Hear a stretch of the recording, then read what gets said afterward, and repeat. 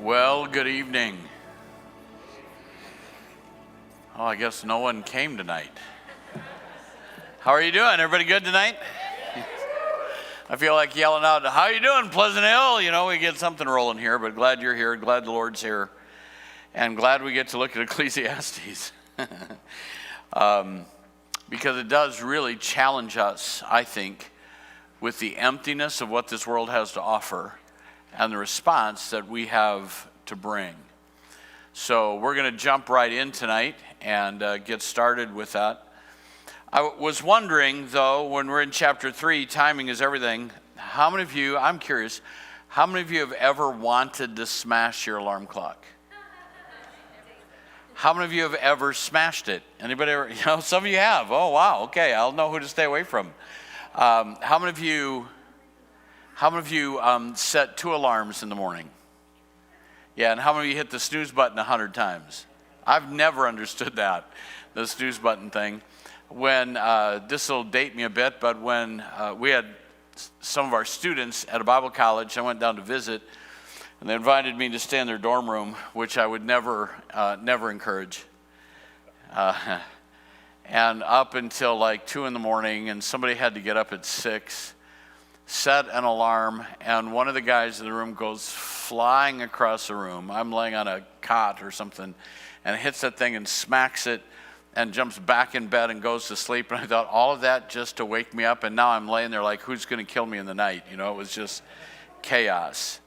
But in the West, we are people driven by time, and other parts of the world are not driven by time like we are. And that can be really, really frustrating. We have to understand cultural differences, and I'm not going to digress into that. But if you and I are going to meet somewhere, let's say at 6 o'clock, what time should I expect you to show up? Yeah, 5 till. At least by 6. So how many of you would be offended if I was going to meet you at 6 and I didn't show up till 9? Yeah, how many of you would be gone? Door locked, lights out. Well, that often happens in Eastern cultures because they value relationship over time. And because they all operate by that, if I was to meet you at 6 and then I showed up at 9 and were to say, I was talking to my mother and my father and my aunt showed up, they'd be offended to find out that you broke off that conversation to be on time to meet them. And I'm not suggesting that's the right or wrong way. It's just that is such a foreign concept to us. No pun intended. That's a foreign concept to us because Western world runs on time. Think about how many ways we use the word time. Are you on time? Do you have time? I'm out of time. It's about time. It's time for a change. Time flies in the nick of time. Time heals all wounds. Time is money. Only time will tell. We waste time, kill time, use time, save time, have spare time. Wish we could turn back time, take time off, have a hard time, call time out, then ask, where did time go? We use it in so many ways. So when we come to chapter 3, Solomon has viewed all of the pleasures of life in all the areas that he can imagine, and then he says to us that it's all meaningless, a chasing after the wind. In chapter 2, he begins to see that there are some things that are from the hand of God. So chapter 1 is this depressing chapter. Chapter 2, we start to see him kind of get a glimpse of some things that have value. And in chapter 3, I really think what's happening is he's trying to put life in order. A time for everything. Octavia Butler said, sometimes being a friend means mastering the art of timing. There's a time for silence, a time to let go and allow people to hurl themselves in their own destiny, and a time to prepare to pick up the pieces when it's all over. Timing does matter. It's essential whether we're people of time to understand that apart from that, in all cultures, timing matters. A joke at the wrong time is offensive that might be funny somewhere else. I'll never forget, I was at a funeral, and for a man I highly respected, and one of the family members was a missionary. So I'm in line walking up to the casket to pay my last respects when one of the family members walks over to me and says, "When's your church going to pick us up for support?" Now, I don't know if that strikes you, but I thought that timing was way, way off. That wasn't the place for that. We still don't support them, by the way. Not that I carry a grudge or anything, but timing matters. A car that's out of time won't run well if at all. When you're telling a joke or a story, when you're taking action to buy, sell, confront, comfort, invest, to save. If you're buying Bitcoin, when to sell and when to buy. That's all I'm hearing at the gym in the morning. Have you sold your Bitcoin? What are you getting with your cryptocurrency? All that's going on there. And I that's just beyond me. Someone else said, Richard Armitage said that in order to be a good deal maker, you have to have 3 basic characteristics. If you want to be a good deal maker, there are 3 things that you have to have. Timing, timing, and timing. Timing's everything. Another quote that just really, I thought, strikes at this. If you've tried everything possible to get an outcome and it hasn't worked out as planned, stop trying so hard. Relax. Maybe the timing isn't right. Maybe it wasn't in your best interest. Maybe while one door seems to be closing, another one is opening. Timing matters and the way that it runs. I think it matters in church services. I don't think that we should be governed by time, that we need to be, stay with me for a moment, that we need to be responsive to the moving of the Spirit of God. But often when we go over time, it's because we wasted time getting ready to open ourselves up to God. It's not that God's timing was then, it's that we were messy. We wasted time, and then people finally begin to respond, and we say, "Oh, it wasn't great. God was in the house, and it went an hour over." No, if you'd done the right thing, it would have got out at the same time, because God created time. You see what I'm saying? I was invited a missionary to speak for our missions convention one year, and he was a missionary to Vietnam, new missionary to Vietnam. It had just opened to missionaries, and I explained to him that I needed it back at 5 to 12, because that's when he took the faith pledges, and our missions giving for the entire year rested on that 5 minutes, and we'd already set it up earlier in the service, so it's 5 till, and he's showing no signs of slowing down. It's 5 after, and he's still flying away. It's 10 after, and at that time we had the organ on one side and the piano on the other. Remember that inefficient way to do worship? How many remember that? And so I told I pointed to the organist and the pianist to go to the piano and organ and start to play. So they knew exactly, they did. It's a quarter after, and now I am self-anointed. And I got up, and I was going to take the mic out of his hand, tell him we weren't giving him an offering, and ask people in their graciousness to respond to worldwide missions. So I wasn't feeling real spiritual. And as I walked to the pastor, he said, "In conclusion, as pastor comes," that was smart. He should have been smarter on the front end, though. How many are hearing what I'm saying? 2 weeks ago, with time, I was preaching. I don't know if I shared this here, but everybody look back. See that nice clock up above the screen with the bright red numbers on it? I was preaching, I think it was 2 weeks ago, and I looked up at the clock, and it was 9:33, first service, and I thought, wow, I feel like I've preached half the message already. I can just relax and just enjoy unpacking the text, and I'm preaching away, just enjoying unpacking it. I've just started into point 2. I look up, it's still 9:33. I looked at my watch, it was 10:05. I had to land that plane quickly. You hearing what I'm saying? Time does matter. We've got to pay attention to that in so many ways. So Solomon is beginning to see a relationship between life and timing. And so how does that impact those that are chasing the wind? Well, first 8 verses, everything has a time. He says there is a time for everything. Life has appropriate rhythms and contexts. And whether you realize it or not, you have a rhythm. How many of you have learned that they're married couples, that there's a time to not have a discussion? So when we're leaving church and I ask Carol how it went, I don't want the truth. I want affirmation. The truth can come on Monday. When we come in, now I'll tell you tonight, or any night after church, when we go home, we both know that we're tired. We've invested a lot of energy and time, and we should not have a conversation about anything serious because the timing is off. Come on, are you getting what I'm saying? Sometimes a conversation that ends up in a fight wouldn't have been a fight if you got the timing right. If you just knew when to do it and when not to do it. My wife will say to me, do we have to talk about that now? I've learned that that's a clue. That's a clue. Do we have to talk about that now? No, and I'm sorry I started the conversation.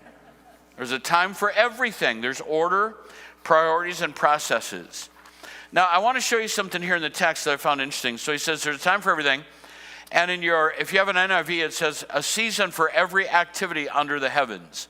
Now, that translation of that Hebrew word is fine, but it's a bigger word. And the problem is not that it's mistranslated, but translations, if you know anything about languages, do not ever line up word for word.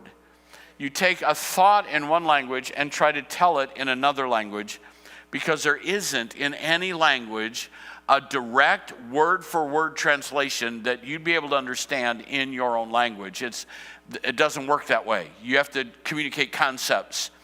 So this word in Hebrew is a big one, and where it says every activity is the word kafetz, and it really means a valuable thing, a matter that is acceptable, delightsome, desirable, pleasant, and purposeful. So it carries the idea of something that is pleasurable. So the idea doesn't just mean an activity that you have to do. It's an activity that has value that you take pleasure in. It's a big word. Are you following me so far? So then if you reword that, or let me give you some other verses in Ecclesiastes where that exact same word is used. In 3:1, it says a purpose. In chapter 5, verse 4, it says he has no pleasure in fools. That's the same word, kafetz. In 5:8, it's translated the matter. In 8:6, it's translated purpose. In 12:1, it's translated pleasure. And 12:10 is translated delight. So I have a couple of translations that are as literal as possible. So I looked up this verse in an older translation, Young's literal translation, and here's how it reads. To everything, a season, and a time to every delight under heaven. Everything and every value or pleasure. So then I went back to that verse and thought about what he said in chapter 2 about pursuing pleasures.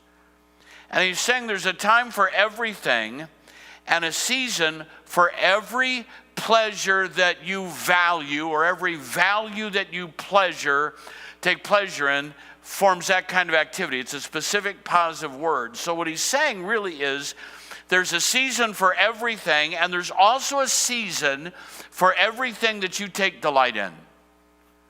So whatever you enjoy doing, there's a season for that, which means there's also a season not for that. So when I have a responsibility to do a job, and instead of doing the job, I want to go do something that's fun, it's the wrong season for that. When we went through a great trial in our lives and our family, the season to party was gone for months because it wasn't appropriate. It just wasn't where we were. We had to dig in and fight through a 9-month battle. Did we do some things that were fun in there? Oh, of course we did. But it wasn't the season to try to escape. There's a season for everything, including the values that you pleasure. Everything and every value has a purpose and a time. So let's just kind of walk through this poetic articulation of that and just listen to it for a little bit. A time to be born and a time to die. How many know that's true? Time to be born, time to die. And you don't really have control over that. Don't be so foolish as to say, God's appointed my time to die and nothing can interrupt that. You can shorten that time. a time to plant and a time to uproot, a time to kill and a time to heal. You better get those right. A time to tear down and a time to build, a time to weep and a time to laugh. And if we could get that right, weep with those that weep, rejoice with those that rejoice. There's a right time and a wrong time. A time to mourn and a time to dance. A time to scatter stones and a time to gather them. A time to embrace and a time to refrain from embracing. A time to search and a time to give up. A time to keep and a time to throw away.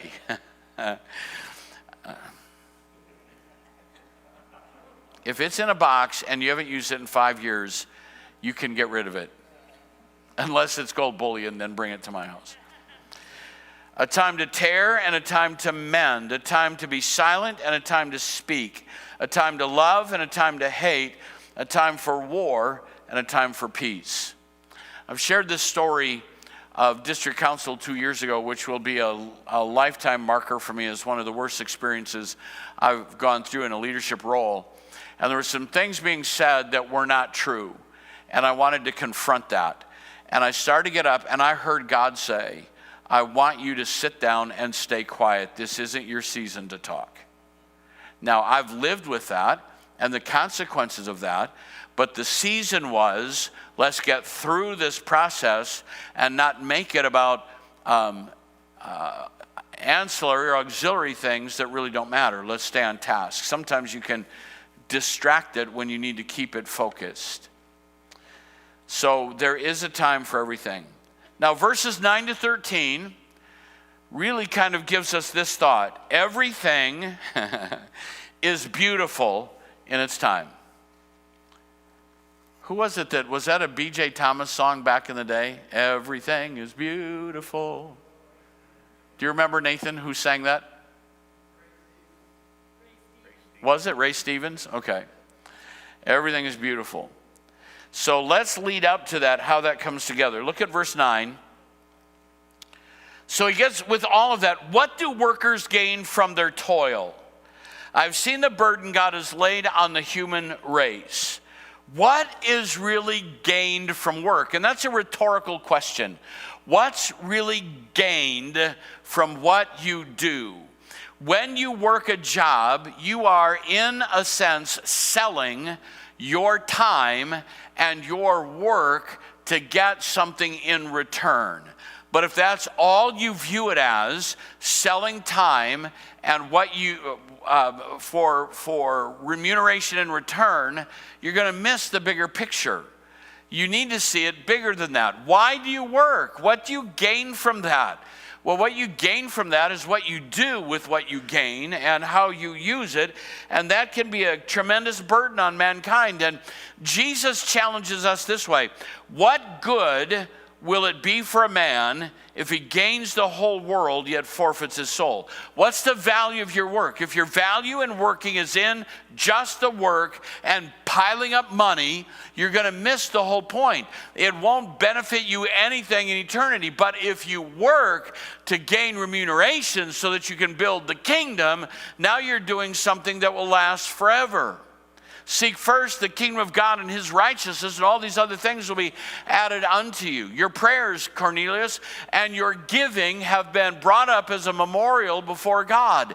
You have to view it as bigger than that. He's saying, think about it. He's challenging us to think. If there's a season for everything, what value is there in work and the burden that God has laid on the human race? We were designed to work. Well-being comes when we work and work hard.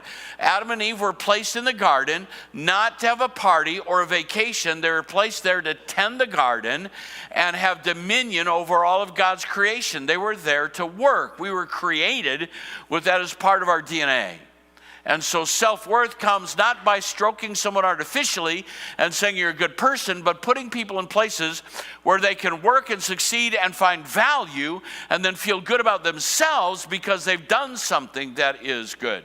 Is that making sense to you? Not an artificial elevation of ego. We're designed to work, and so it matters how we view our work. So he's calling us to ponder that. Now, verses 11 and 12, this is really powerful that he says, he has made everything beautiful in his time. He's also set eternity in the human heart, yet no one can fathom what God has done from beginning to end. I know that there is nothing better for people than to be happy and to do good while they live. And we're going to come back to that second part. But I want to pull out of there first, this is a powerful scripture. God has set eternity in the hearts of mankind. It's been said this way, that in every human being there's a God-shaped void that can't be filled with anything other than God himself. He has set eternity in our hearts. Atheism is not only a religious aberration, atheism is a sociological aberration. You will not go anywhere on the planet and find atheism as a natural development of any people group anywhere on the planet. Now, they may evolve to that or change to that, but everywhere you go, why is that? That everywhere you go, everywhere that you will find people, they will have established some means of responding to a creator or God bigger than them. And that gets all convoluted and twisted, and that's why we need to take the gospel to them. But everyone recognizes that, and you have to argue against it and shove it down because God has put eternity in the hearts of mankind. And Solomon recognizes that. He's saying, when you look at your work, or look at this, what's in your heart? God's put eternity there. He's put an awareness of something bigger than you and of life as we see it. And then he says, ahead of that, when you understand that, and I think those two go together, he's made everything beautiful in his time. Is everything beautiful? No. There isn't any way to say that rape is beautiful. There isn't any way to say that abuse or murder is beautiful. That's not what he's saying. Everything that he has created is beautiful in the time that he's appointed to it. So the trial you're going through is beautiful because he has a plan for that. Are you hearing what I'm saying? Everything he does is beautiful. Now, I came across a clip that I think captures that I want to talk about a little bit. And you may have seen this. Have any of you seen the little boy singing to his Down syndrome little brother?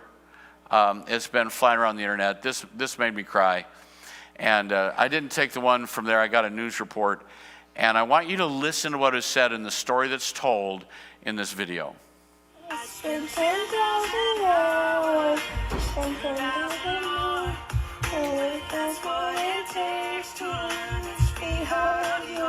Trip, Grieve, and his older brother Race have gone viral after their mom Nicole posted this video of them together on Facebook, singing, "If it's 10,000 hours or the rest of my life, I'm gonna love you."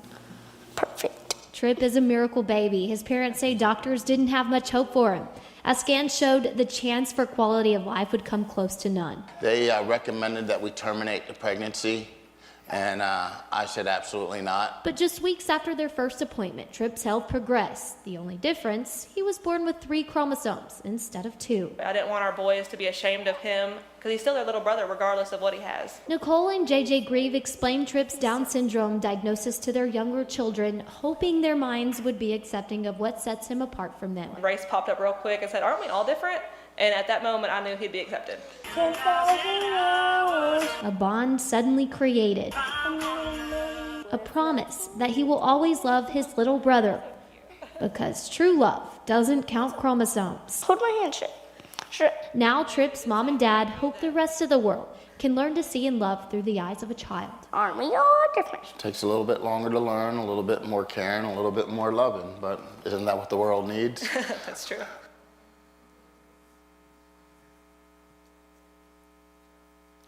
I don't know what you think when you see that, but a doctor said, this life is ugly. It has no value. And a mom and dad said, everything's beautiful in its time.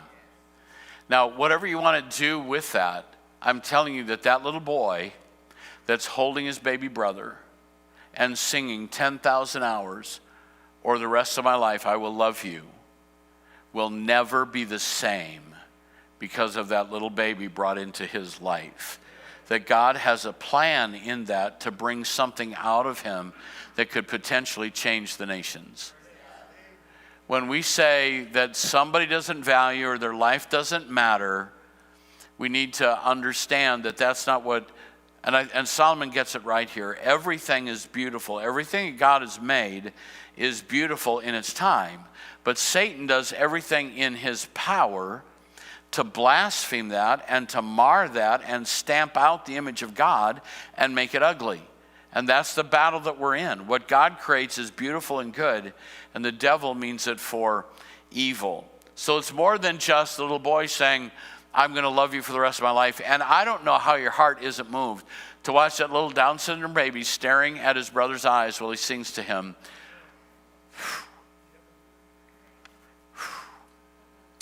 I'll love you for the rest of my days.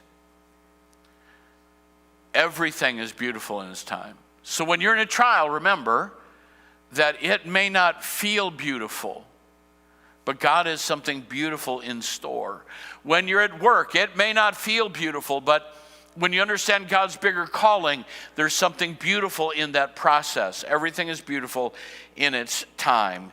It's bigger than human understanding. So when we come then to verse 12, he says, I know that there's nothing better for people than to be happy and do the work while they live. How can you do the work you've been given while you live and be happy? Only when you understand that eternity is in your heart and God has made everything beautiful. When you understand that it's a bigger calling and I'm not here to fill a vocation, I'm here to honor God and use my resources to build the kingdom, and everything he has made is beautiful. Can you see how that changes your perspective? And Solomon's getting a little bit of a glimpse of seeing life. Here it is, seeing life in an eternal perspective, not just in a temporal one. Give your all to what is in your hand today. And I do believe it's true. If it's worth doing, it's worth doing well. There's another side to that. I tend to be a perfectionist, and when I work on projects, I'll tear something apart and redo it 3 or 4 times because I want it to be right. And I was working on a project with my brother-in-law at his parents, my in-law's house. I can't even tell you what it was right now, but it wasn't something that really mattered. It wasn't like it was going to be a showpiece in the living room. And I said, I don't know, do you think this is good enough? And he said, yeah, we're not taking it to the fair. So I know that sometimes you can oversell that. But everything's beautiful in its time, in its place. When a child brings you their artwork. My grandson Jotham, who's, I think is he 4 now? I think he's 4. Brought a paper from school, and it was blue and green, all smeared together, tempera paint. It was a mystery to me. And he was so proud. And I said, what is this? It's my house. I hope it doesn't look like that. If it does, your parents are homeless. And I said, really? He said, yeah, right here's the roof, and here's the window, and here's the front. All of it in his mind, when he could see it all. I couldn't. Why? Because I've let Western concrete, literal thought cloud me from the imaginative side that a child just sees intuitively. Now, I'm not suggesting that you should live in that world and call that art. I'm just saying that the idea being simply that a perspective changes what's beautiful and what isn't. Now, third, then, he moves us a little further. Everything God does is beyond time. Everything God does is beyond time. Look at verse 14 in chapter 3. I know that everything God does will endure forever. Nothing can be added to it and nothing taken from it. God does it so that people will fear him. Everything that God does is eternal. It will endure forever. Now let me ask you, when you look around this room, if I were to put a red dot on everything that is eternal and a blue dot on everything that is temporal, where in this room would I put red dots? On people. Everything else is temporal. It's all going to burn. It's all going to be gone.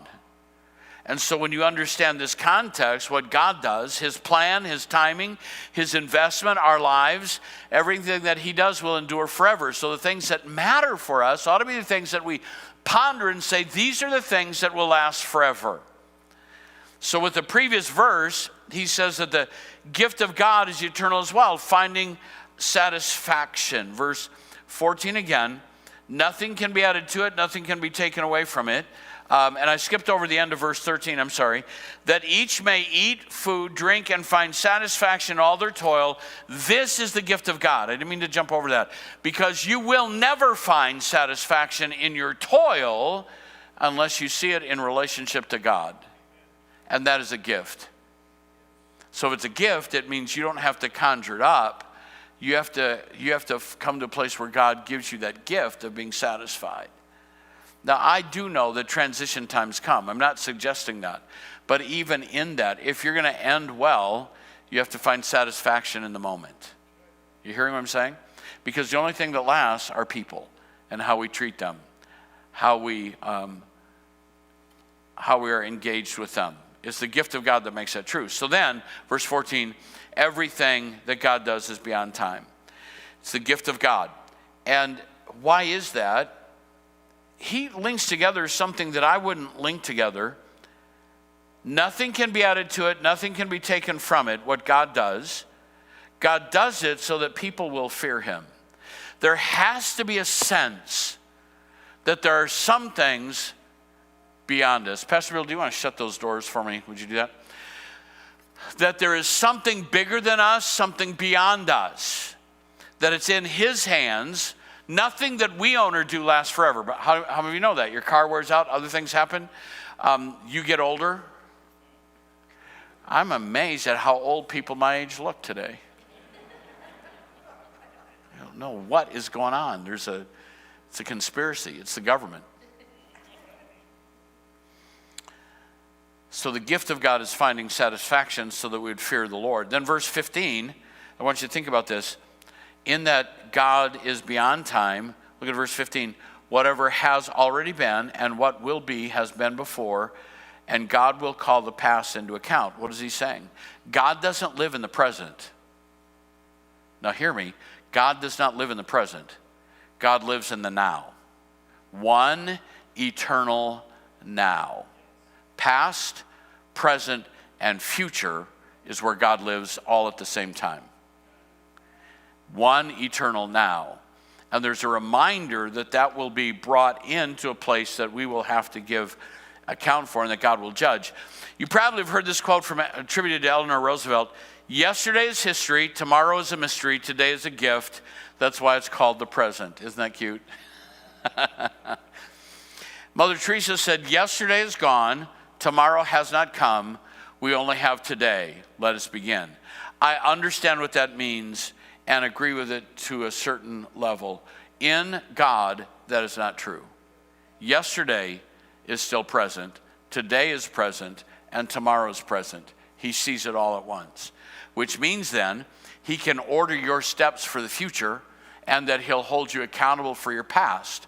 How many of you are glad that if we confess our sins, he is faithful and just to forgive us and to cleanse us, and they'll never be remembered against us again. But if you don't do that, he holds that all together in one piece. Someone likened it this way.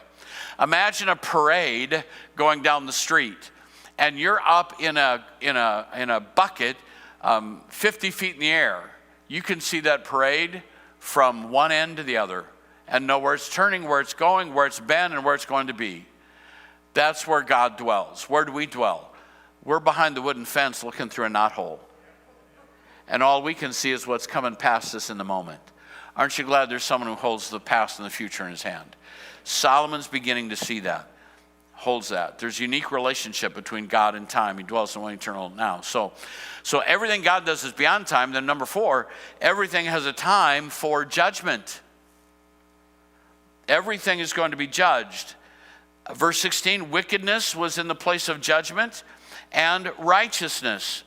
Wickedness was in the place of judgment and wickedness was in the place of justice. What is he trying to say to us? That the wicked won't escape. I've told you, I think I've told the story, but when I was a junior in high school, I worked for an auctioneer who was a deacon in the church, a man I highly respected for his faith. The short story is he went to do a deal in cash, met a guy at a cabin on the Cedar River just outside Cedar Rapids, was shot 3 times in the back and dumped in the river.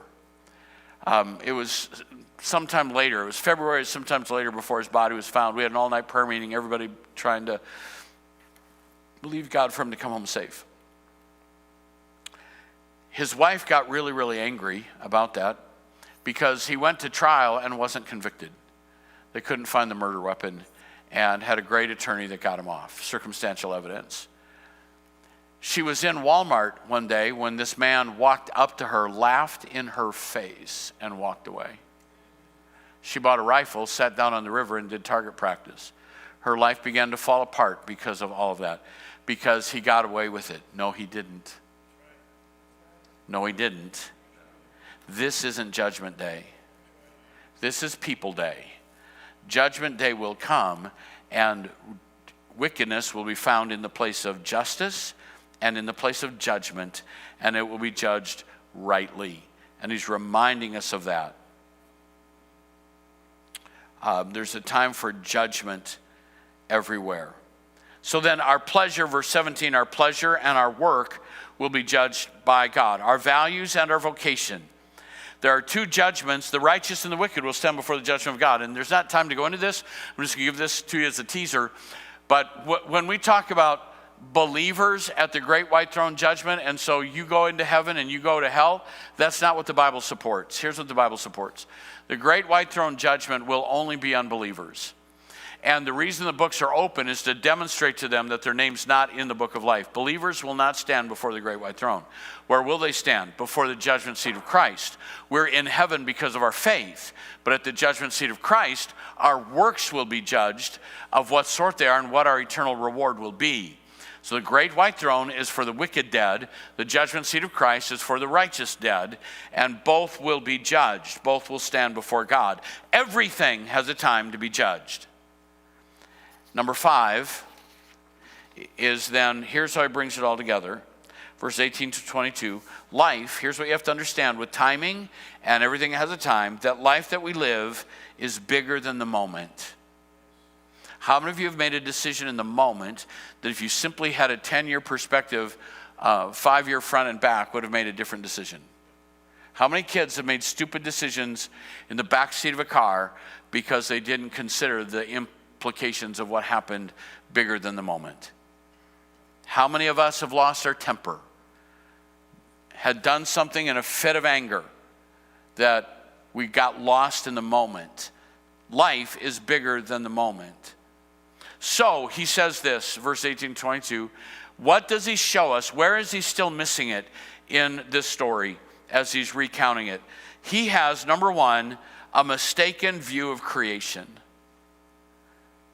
Verses 18 and 19, I said to myself, as for humans, God tests them so that they may see that they're like the animals. Surely the fate of human beings is like that of the animals. The same fate awaits them both. As one dies, the other dies, all of the same breath. Humans have no advantage over the animals. Everything is meaningless. He just fell off the wagon again. That is not true. Human beings have been given an eternal spirit. Animals haven't. Please don't ask me if your dog's going to heaven. We can have that conversation privately, you know. I'm just telling you, Jesus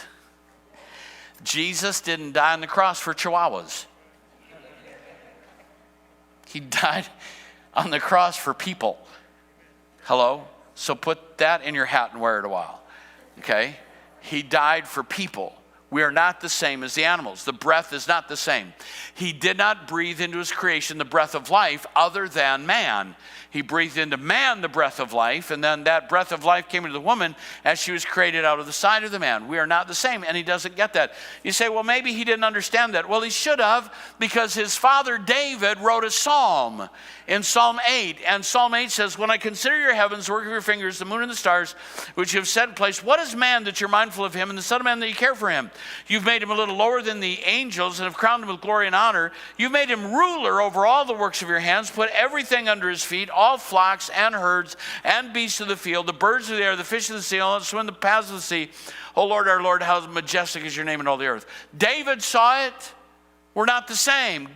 Man is in this slice of eternity that's above the animal kingdom and below the angelic kingdom. So be careful when you start ordering angels around. You're under them. You're not over them. Read what the scripture says. But Psalm chapter 8 gives us this whole picture that Solomon should have gotten. Man and animal do die. That may look the same. Their bodies will rot in the ground, but they do not die the same. Man has an eternal soul. Verse 20 and 21. Not only does he have a mistaken view of creation, he still carries a mistaken view of the eternal. Verses 20 and 21. All go to the same place. All come from dust, to dust all return. Who knows if the human spirit rises upward and the spirit of the animal goes down into the earth? Who knows? You should know, Solomon. You should know. Did you forget that your mother sinned with David and your older sibling died? And when your older sibling died, what did David, your father, say? He said, while the child was alive, I fasted and wept. I thought, who knows, the Lord may be gracious to me and let the child live. But now that he is dead, why should I fast? Can I bring him back again? Here's the key. David recognized, I will go to him. He will not return to me. What's he saying? If we die like the animals and rot in the ground, David's not going to him. He's only going to him if he's alive somewhere else, if he's in a different place. Solomon, you've allowed the pressures of the world and the darkness of your mind to cloud your judgment, and you failed to see a mistaken view of eternity. I was talking to a person battling atheism, and I said, all right, here's one of the things that atheism doesn't have an answer for, and that's death. What a horrible thing would it be to come to a funeral and say, they're dead, end of the story. Weep, because we're never going to see them again. They're going to rot in the ground. Bury them beside your dog. There's no difference. Are you hearing what I'm saying? We don't go to a funeral with that mindset. We go with a sense of hope. And because he has a mistaken view of this world, on top of that then, it enforces a mistaken view of eternity. And when you have a mistaken view of creation and a mistaken view of eternity, which is this world that we live in, they have those, it creates a third dilemma, a mistaken view of the temporal. So he crashes again and he says, so I saw that there's nothing better for a person than to enjoy their work, because that's their lot. For who can bring them to see what will happen after them? He just falls back in the hole. He starts to rise out and he falls in. Two things I want you to get from that. If you're sharing faith with someone that's not a Christ follower, and one day they seem to be coming and the next day they're spitting in your face, just remember the journey of Solomon. He starts to come out and he falls, but don't give up. Don't stop. You'll have another chance to tug and pull on them. It's an up and down journey. I don't know anyone that ever just, I've never heard that before, give my life to Jesus. It's usually a tug of war. It's steps and influence and bumps that gets them to the place where they finally do respond. This world would be such a tragic place if there was nothing better to enjoy the work. On Monday morning, if all I had to live for was, that was a great message, how empty would that be? Give it up and quit, because there's not enough in that to satisfy eternity that's in my heart. What will satisfy eternity in my heart is what I do in this temporal world, and that builds into the eternal kingdom and satisfies that desire. And when I see lives being changed and people responding to the gospel and growing in their relationship to God, that's where the satisfaction is, because I have a view of the temporal that informs my view of the eternal, that informs my view of creation. And those three things together then is where Solomon's fallen off the wagon and where this entire world has missed it, because they don't see it in that bigger context. Nothing better to enjoy your work, for who can bring them to see what will happen after them? What will happen after them? I know. Someone else is going to spend your money. I know that someone else is going to decide what you leave behind and how it gets used.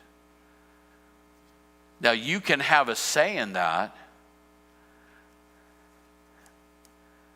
and try to leverage that as you should. But this world is not my home. I'm just a passing through. My treasures are laid up somewhere beyond the blue. The angels beckon me from heaven's open door, and I can't be at home in this old world anymore.